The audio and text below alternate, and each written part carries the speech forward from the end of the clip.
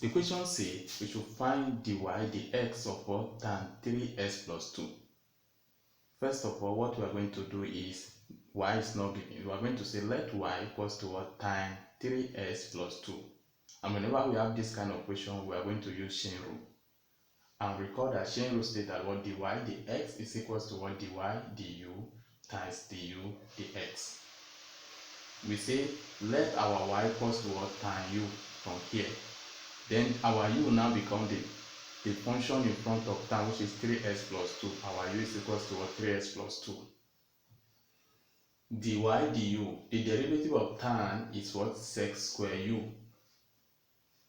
Then du ds, the derivative of what 3x plus 2 is equals to 3. How? This one is carrying power 1. 1 times 3 is 3.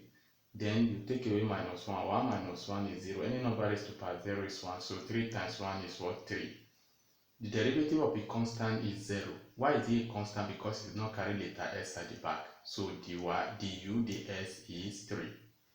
Now from the formula we have dy ds is equals to what? Dy du times du dx. Our dy du is what? sec² u. Look at this. So we now have sec² u times 3 because our du ds is equals to 3. But we say our u is equals to what?